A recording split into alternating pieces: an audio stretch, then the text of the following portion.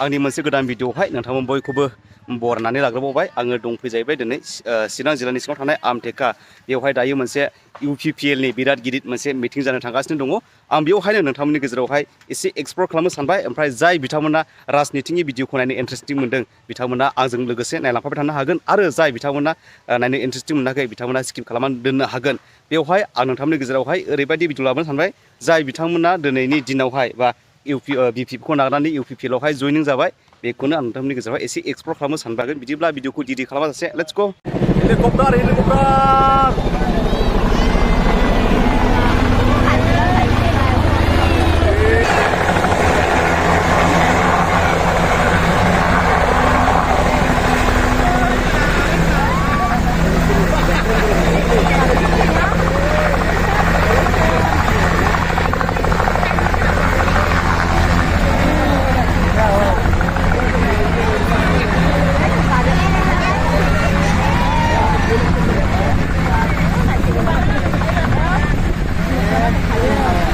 बिथां प्रमद बर'आ हेलिकप्टारनिफ्राय ओंखारनानै दायो फैगासिनो दङ। नै नायनानै लादो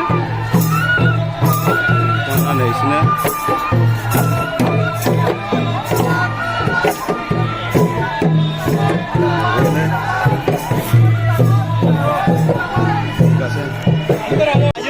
गोसो खुसियै जोङो मागो दांसे बिथां प्रमद बर'खौहाय बरायगासिनो दङ।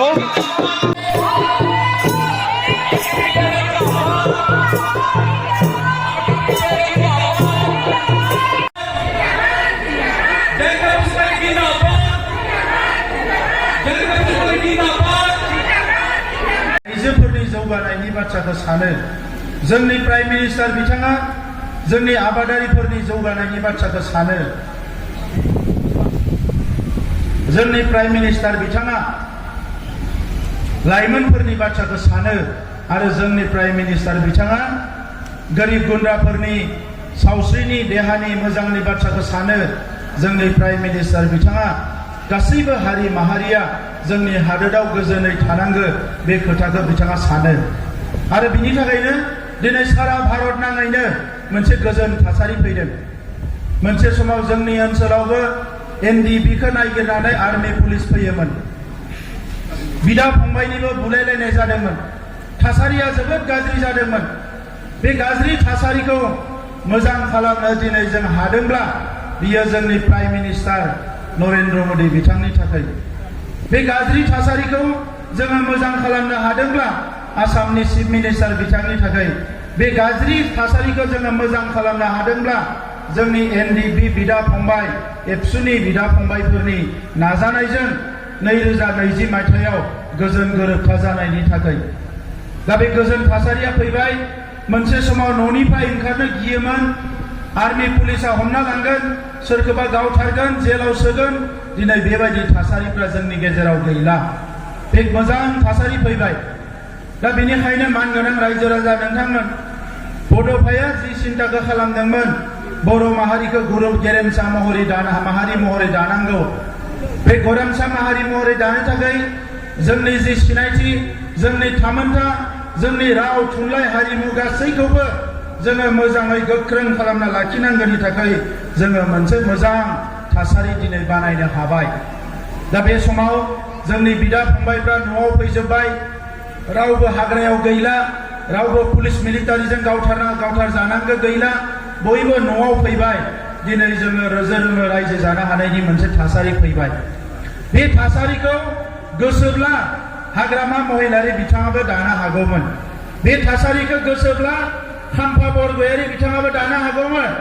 बे थासारिखौ गोसोब्ला BPFआबो दानो हागौमोन। मानोना मोनसे समाव BPFनि 19 बोसोर सरकार दङमोन, आरो बै समाव दिल्लीयावबो कंग्रेस, दिसपुरावबो कंग्रेस, आरो BTCआव BPFनि सरकार बिथांमोना जयै सरकार सामलायदोंमोन। नाथाय बिथांमोना गोजोन थासारि दानायनि बाथ्राखौ सानाखैमोन। बिथांमोना बिदा फंबाया जे न'आव फैफिननांगो, गावनि बिदा फंबाय बिमा बिफाजों रायजो जानांगो, बे बाथ्राफोरखौ सानाखैमोन। जायनि थाखाय बिथांमोना बे जेंनाफोरखौ सुस्रांनायनि थाखाय खुनु रोखोमनि दायित्व लायाखिसै। 19 बोसोराव थगाय थसि खालामनानै, सिगि सग' खालामनानै, नङै बाथ्राफोरखौ बुंनानै थाखा फैसा एफा एनै राननानै खुन्दुं कम्बल एफा एनै राननानै 17 बोसोर आइ आफा रायजो राजानि अननायखौ बिथांमोना नेवसिगारदों।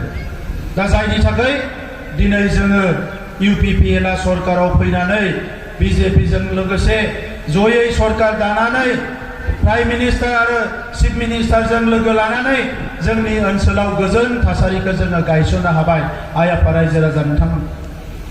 दिनै बे थासारि फैनाय लोगो लोगोनो जोंनि रायजो राजाफ्रा उदाङै सान हर खामानि मावनो हादों, लेखा फरायनो हादों, साख्रि बाख्रि नागिरनो हादों, रां खामायनायनि गुबुन गुबुन लामा नागिरनो हादों आरो बयबो गावबा गावनि धोरोम सिबिनायनिफ्राय लानानै जोंनि आसार खान्थि हारिमु गासैखौबो जोङो गोख्रोङै सिबिलांनो हादों। दा नंखायनो दिनैनि समाव जोंनो मा नांगौ? जोंनो दिनै जौगानाय नांगौ। जोंनि मोनफ्रोमबो न'खरा रांखान्थि फारसेथिं गोख्रों जानांगोन। मोनफ्रोमबो न'खरा गावनि आथिङाव गसंनो हानाय जानांगौ। दा बे खुन्दुं कम्बल BPFनि राजनितिजों रावबो न'खरसेयाबो गावनि आथिङाव गसंनो हायाखै। हागोन नामा रायजोफोर? कम्बल होबा आथिङाव गसंनो हागोन? रावबो हानाय नङा। खुन्दुं मुथासे होयोबा बेजों रावबो गावनि आथिङाव गसंनो हाया। बिनिखायनो मा खालामदों?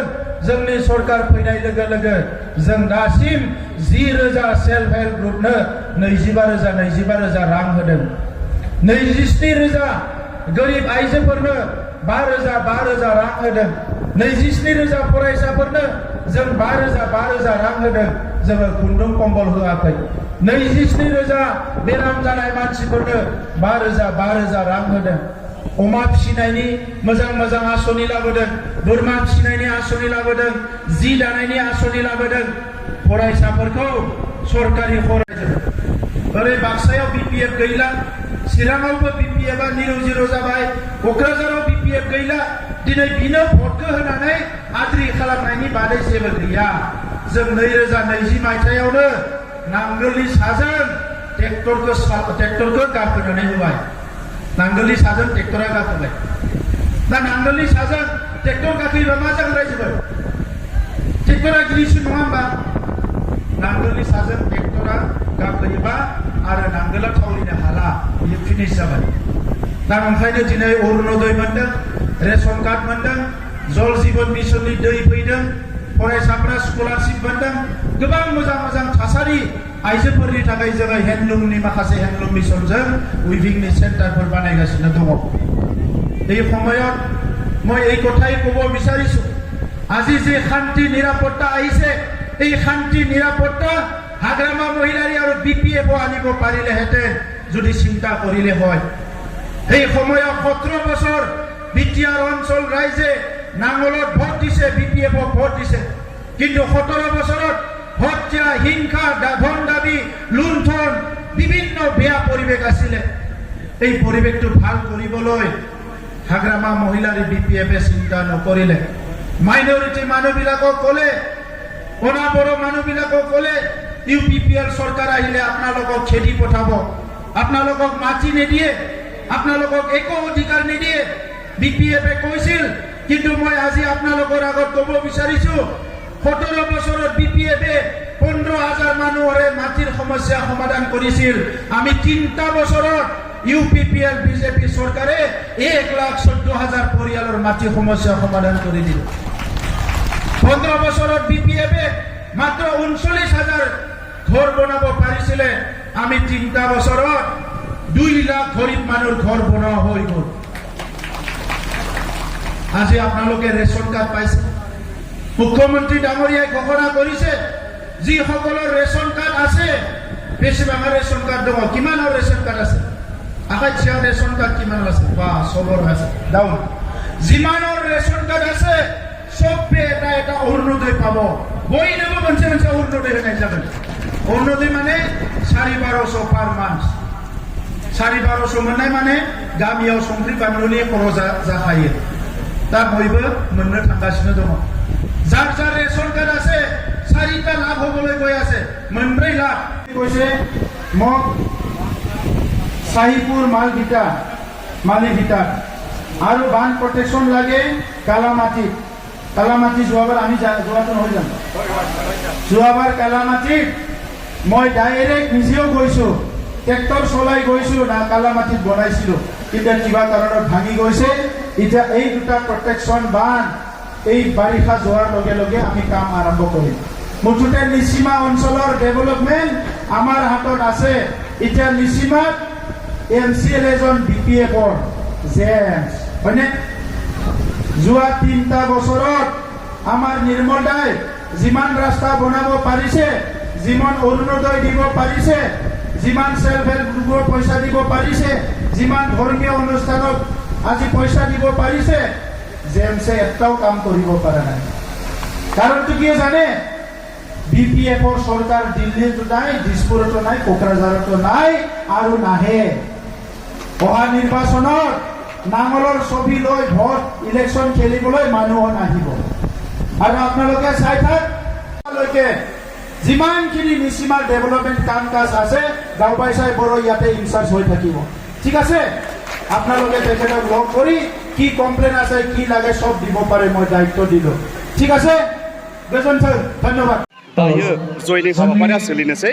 ओमफ्राय आं नोंथांमोननि गेजेरावहाय स्रायैनो भिडिअ देखायगोन जोंनि हालामनिफ्राय सोर साबेसेया BPF-खौ लानानै UPPL-आवहाय जयेन जाफैदों। आं बेखौहाय नोंथांमोननि गेजेरावहाय स्रायै देखायनो आवगायबाय। जोंनि गेजेराव जयेन जाफैदों किरण मुसाहारि, XNDP रन्जन दैमारि ग्रुप। बिथांखौ खांख्राइ होनना बुङो, किरण मुसाहारि। किरण मुसाहारि बिथांखौ खांख्राइ होननानै बुङो।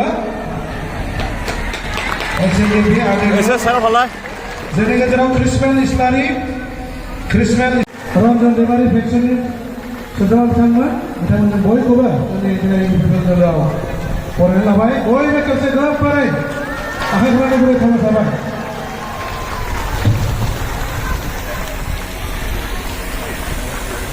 Sri Musahari, Padabari Primary, Sohima Narzari, Soran Bosumotari, Padabari Primary, नोंथांमोनखौ बे समावहाय दायो सफैनो थाखाय खावलायहरनाय जाबाय।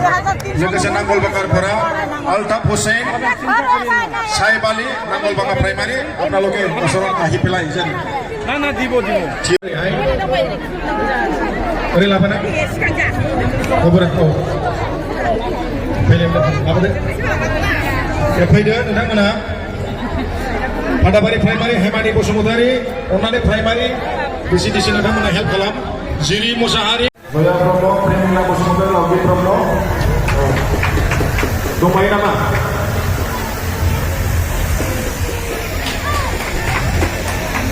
दंबावो नामा?